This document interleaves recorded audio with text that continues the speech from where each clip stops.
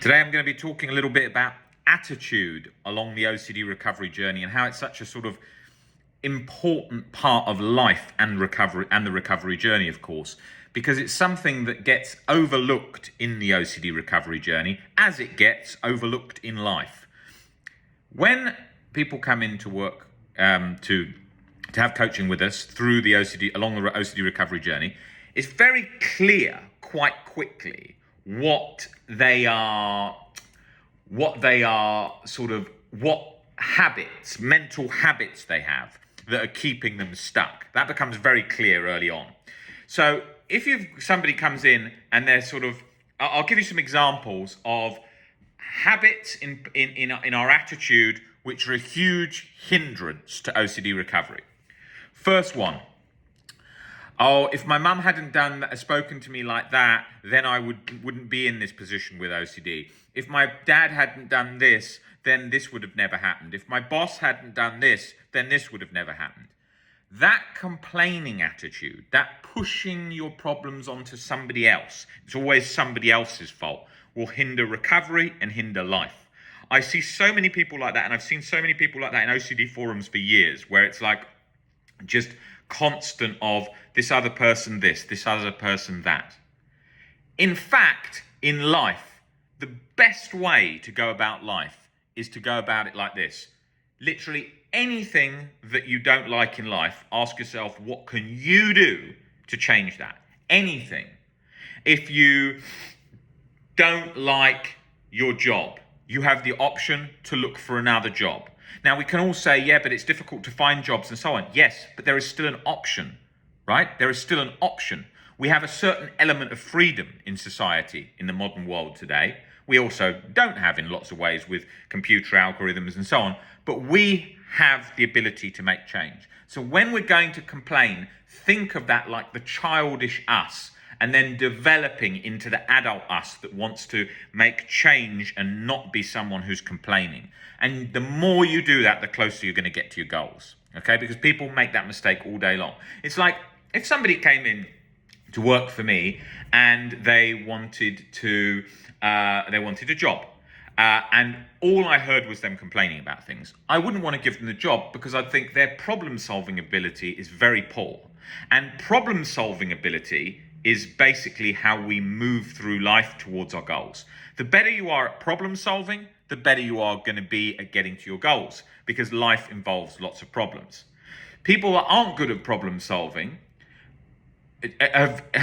people that get themselves into positions where they're complaining straight away are creating a barrier, an instant mental barrier, which is then becoming a problem in of itself.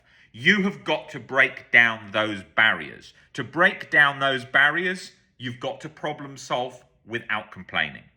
That is key, and that's key to recovery. How often that same thinking do I come to sessions and I hear this? Hey, have you read the book? No, I've been too busy with work. I was too busy with my kids. I was too tired, right? Again, they've fallen at one of the first hurdles, because there is no excuse not to read 5 pages, 10 pages, 15 pages, 20 pages a day. Anyone can find that time. When people say I haven't got time, I always say, well, prime ministers, CEOs of companies, single mums in real poverty-stricken areas still find time to work, to get a job, to put food on the table. They still manage. So it's not a priority. When people come to work on recovery with me, I want people who really want to recover, who want to put in the work to do it. That doesn't mean everyone is like that. Anyone who puts up their hand and says, I want to try and recover, we're there to help. But you still, like if you're going to a rehab for addiction, you still need to think, this is in me. Rob can help and can guide, but I still need to walk this walk.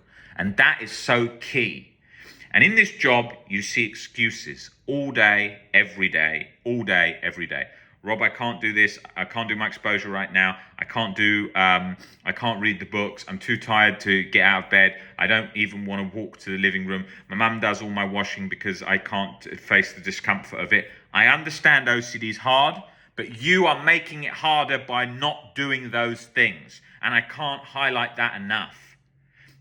Tough love plus compassion is the direction for the OCD recovery journey. If you've got a therapist or coach who's all about compassion but no tough love, OCD is going to run rings around you all day and night. If you speak in a soft, gentle voice, hey, how are you? Are you okay? How have you been? Really soft, really lightly, really comfort this. There's not enough movement into that next step. You don't have to be like a drill sergeant. We're not trying to do that. We are not trying to be like a drill sergeant because we already talk to ourselves in that drill sergeant-like manner, which isn't helpful. So we need to speak to ourselves more compassionately, but fiercely towards our goals. Positive direction, motivation, moving in that direction, not constantly beating ourselves up and not being so compassionate we don't do anything. I hear people all the time, every week. I could just label 20 points of the reasons most people stay stuck. Hey Rob, so how's your week been? I've been playing computer games in a dimly lit room for most of my spare time. That is not bringing about any real world goals. People will often then say back, yeah, but I make some money from Twitch and all my friends are online. You need to still have friends in the real world that you see. No matter what influencers say, oh, it's the modern world now and you can have friends online, you need to have real world friends. It's great for social interaction and those skills. 2, being in a dimly lit room playing computer games, unless it's a real career that you've built on there, it is usually sort of gives you nice feelings in the brain. That's a distraction from OCD at times, but it's not, again, leading towards goals, and it's leading you in a coasting lifestyle where you're coasting along, not towards goals. And you might hear me going on about goals a lot. The reason we do that is because goals shape your life and they make life easier for you instead of being hit with major roadblocks. If you sit playing computer games with no income, obviously you're not going to be able to pay the bills, you're not going to advance in life, relationships, and so on. So you've got to be fiercely realistic with that. And if you're a parent and your kid's just playing computer games all day, that ain't helping them. And you're going to have to put in some tough love. Yes, that means even if they shout at you, you've got to get used to being shouted at by an OCD sufferer, because otherwise OCD sufferers and OCD will call the shots in your house. And I know I was one. I know what it's like. The next thing that you've got to do, exercise is great for a regular healthy life structure, for better emotions in your mind so that you're feeling healthier, you're feeling fitter with the endorphins and so on, and your body just feels better. If you're stressed, run down, you get flu, you're playing computer games all day, you're lying in bed in a dimly lit room, it's an environment for no constructive change. So we've really got to be proactive to make these steps happen, because otherwise they're not going to. So those were the first main ones, as well as eating food that's healthy. Of course, you can have food that's not healthy at the same time at different times, because humans are going to do that. We don't need to be so rigid. But the problem is, what happens is when you're just chasing takeaways because you haven't got the energy, and then it's setting up this lethargic cycle, or just chasing sugar highs, again, for the short-term rush feeling you get from them that is not bringing about long-term change. And it's got to be the direction of long-term, because short-term don't work. Short-term does not work with reassurance, sugar highs, dimly lit rooms, computer games. Disaster. You're setting up the brain for disaster, the same as just scrolling TikTok all day long, right? Now, the thing I was going to say about all those things is, if you look at them and you ask anybody what they want out of their life, most people's answers are similar in some format. You just pick up a random person and you say, excuse me, can you tell me what you want out of your life? They usually will say, I want to have a house, I want to have money to be able to travel on holiday, I want to have a partner, or I want to be able to do some kind of hobby that I like, and I want to be spending my day doing something that I like most of the time rather than I hate. Now, not all of that's easily going to be met, because there's a lot of problems with that, getting that all to come together, but usually most of those can be met with some direction, persistence, and practice. The same as with OCD recovery. No matter how long you've been stuck, no matter how chronic you've been, you can put changes in place that get you back to a baseline state of peace, or a baseline state of peace. It's a bit up and down, but not crisis, once you start putting in the steps. Can everyone recover? Yes. Does everyone put in the work to do it? No. Does it take a lot more work than people think? Yes. Is it rocket science? No. Is it difficult in terms of daily habits and change to get it going? Yes. You're going to have to really get used to discomfort, doing a lot of reading, doing a lot of learning about OCD. You're going to have to do that, and you're going to have direction and habits in place for that to happen. But it's so damn worth it, because a life free from OCD is so much better. I'm sitting here in a baseline of peace. I used to, when I was sitting in this, well, I wasn't sitting in this chair because I didn't live it, but I'm saying when I used to sit in a chair 20 years ago, whatever, it weren't like this. I would be completely locked in the mind, glazed out, sort of looking through a sheeted, misted glass, like looking out, like sort of people say, "How are you doing?" "Yeah, I'm all right, thanks." Just sort of checked out, locked up in the sort of surface of my face, how it felt. You're completely sort of transfixed inwards. So you're kind of there, you're in the room, but you're completely fixed on the past. You know what that's like. You know what that's like if you've got a son or daughter like that. It's OCD just consumes your reality and it bolts you in there and holds you there in that gaze. And that's very difficult when you're in that place. And to change that, you're going to have to put up a fight, not a fight to get rid, but a fight to break down the illusions of fear that are transfixing you in the mind. They're glued, stuck in that cycle. Now, OCD is something where it doesn't matter what you're stuck with or how old you are. People come into us in their 70s, people come into us very young.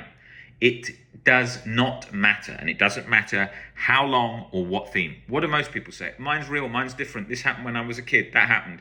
I'm never going to get over this because I've been stuck so long. Before you've started working on the tools to recovery, you didn't have a shot. And that's so key to understand. Like, what shot has anyone got if all they've learned is like, leave thoughts to drift through your ears, through your brain like clouds in the sky? That ain't much. Or like a basic self-help book of like, get up, do some exercise, go about your life, thoughts are thoughts, face a few fears, and just live in the moment and get used to just being present in the now. Lots of in the now stuff always consumes people in self-help books because it's been a popular term for the last 10 years, as is mindfulness. Great merit, great benefits. However, it often gets oversimplified because it's an easy thing to teach. You won't meet people that have recovered from chronic severe OCD over a long time, super resilient, and then just some basic mindfulness principles and then back to normal, because OCD tends to cut through like a hot knife through butter with, you're so guilty you did this, and then the brain doesn't give a shit about mindfulness in that moment. I know for me that was certainly the case when I was sitting in yoga classes doing mindfulness, doing all these things. My brain just used to be, if you did this, you're going to jail, 24/7 anxiety and guilt, you don't even deserve to breathe. The end of a yoga class would say, now, is everyone feeling relaxed? I'm sure everyone here in the city, you've been running around like maniacs, and today at the end of this class, you must be feeling so great. And then I look around and see everyone just completely drop shoulders, relaxed, like, it's just what I needed. And I'm sitting there thinking, I am fucked, because if I'm feeling this and this isn't going and I've just done that class over and over and over, what chance have I ever got of getting out of this? And I would look around and then I'd be even more annoyed that everyone's so relaxed. And then I'd go to bed annoyed, and then I would wake up in the night annoyed, and it was anger, anxiety, intrusive thoughts, the machine gun of intrusive thoughts, the constant internal locking. You know the journey, you live in that journey. I've lived that journey. Everyone that's on the team has lived that journey. When Nick came into me, his wife Erica rang me up. She was like, Nick's in a mental hospital. He can't function. He doesn't want to live anymore. You know, we've been to the brinks of that. We know what it feels like. And when we're describing it, we can remember exactly what it felt like to be in that situation once again. It's that 24/7. Did I just do this? If I did that, then I'm free. If not, okay, what about that? And then trying to replay, check emotions with past ones from 20 years ago, which you've got no clue of even what you were thinking then. Did I think this? Did I think that? Trying that chase to release, chase to release, chase to release. Comparing, excuse me, did you do this? What would you do in my position? Da-da-da, back and forth, back and forth. Years. So we know that journey. We know what it's like. We know what the other side's like. And you always think that some kind of reassurance is going to get you out. I know I did. When I used to go for like HIV tests and all those things relating to health OCD, I used to go in, I'd be like, this is the last one, this is going to bring the relief. And I used to think, God, I've got to get this done with now. Right, pay for one more STD check and I'll be done, finished. And then you go in and then, I feel so great. And then go out and then 2 days later or 1 hour later and then less and less till it was 1 second later. And then I was like, I'm never going to get out of this. This completely consumed. This like feels like I'm in an internal locking matrix in the mind where I can't ever see a way out. And you know how it goes. That's what it feels like. And nobody knows on the outside what you're going through because they can't experience that. So they're just like, you're all right, Rob, you always seem all right. And I'm thinking, yeah, there's something not right here, because that's what it felt like. I remember the first time OCD had all latched on and gone to sort of that hole where it's sort of gone from nothing to like 100. I was on a train coming through Earl's Court in London, and I was on this train, and I took the same journey every single day from Ravenscourt Park in Hammersmith down to Earl's Court, and I'd get off that train, and I was getting on the train from school every day, the underground, and then getting off at Earl's Court. And I got off to change trains there, and then to come home. And every time I'd do that, there was things in life that I liked sort of control of, even when I was 15, 16. So I used to go to the local shop, and I used to get, very English here, I used to get one Freddo, one Chomp, one Curly Whirly, one Dr. Pepper, one ice bun. Think about how unhealthy that is. 14, 15-year-old coming from home from school, kind of things we did. I'd get those, and they would take about the time to eat them from that train station to Earl's Court. And I would go through and I'd eat them. Or maybe it was a bit longer than that. Maybe that was the whole route home it used to take. I can't remember exactly. And when I first started suffering with OCD really bad, I got on that train. It was literally in one day. It went from like 0 to 100 within like 2 days, yeah? I was on that train and I literally thought my mind is broken. Like I literally can't see what's happening. It felt like massive collision of things going on in my mind. And I remember eating that, and like it's normally a pleasant journey because you like finished school, like didn't really like a lot of the stuff I was doing in school, I was getting bored of the subjects. I'd get on that train, I'd enjoy it, I'd just enjoy the train ride, eating those chocolates, and I'd enjoy it. And I remember I really wasn't enjoying it. It was like July, it's bloody hot in London. You know what it's like in London when it's hot, it's like really humid, especially on a train. I was going along and I just thought, this is really, something has gone wrong. This is a real problem now. This has become a real problem. And I don't know how I'm going to get out of this. And then for weeks and weeks and weeks and weeks and weeks after that, I was trying mental rumination, every problem-solving thing I could do to get out of it. But the problem with problem-solving, it's like the Einstein quote, the thinking that got you into the problem isn't the same thinking that's going to get you out. So I was just doing that all the time, getting myself more and more stuck, more and more locked. And that's where a lot of that journey began. And in all these YouTube videos, I'm going to do the whole journey and all the different sections and what it was like, and because it gives you good insight into the whole thing. But that right at the beginning, I literally barely had any chronic sort of OCD. I was like worried about dropping paper on the street and like losing some important thing for a test. But that was like giving me anxiety very mildly for like 20 minutes a day. And then it was just like straight to the HIV one. Boom, 24/7 anxiety. Not physical anxiety. I could sleep fine, work out fine, do everything. Even though, but when I used to get on a bench press, like my heart would be beating out my chest, or like a deadlift or something like that. I'd feel like I was going to have a heart attack. But I didn't know at the time that was physical anxiety. But it wasn't like consuming to the extent it did later on, where I was like, I don't know how I can even function. I've got such strong fatigue. I feel like I'm a monster, all that stuff. Because it was the things it was latched to, I still kind of in my mind was like, oh, if I just work this out, I'll be free. So once that was in place, I was always like, okay, yeah, but it's very scary, but I could still be free. Whereas with the other ones, it was like, no, it's all consuming. You're never going to be let off the hook. So it like had that extra component. That's what OCD does. It's like morphing and morphing to get all the additional extra strength layers it can to come down on you like a ton of bricks. So yeah, that's basically what happened. And and so that moment there where I was on that train and it was just changing, it was like the mind every other day on that train had been like not a care in the world, thinking of something like what computer games I was going to go and play when I got home. About that age, 15, 16, I was going to the gym every day in Ladbroke Grove. I was going there, so I normally used to leave the college, go to the gym in Ladbroke Grove.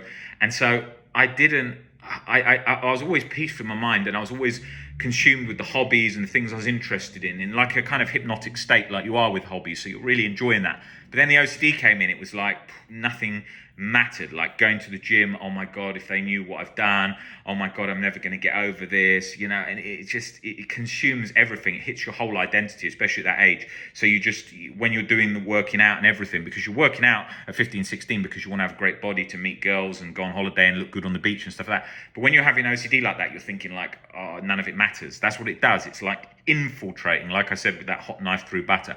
So I'll be going into lots of detail in these videos, because I think it's always interesting to hear the whole process of thinking and then coming out of the thinking and so on that keeps you stuck. And then we get there in the end. And so, yeah, that's the journey. And I'm there every step of the way.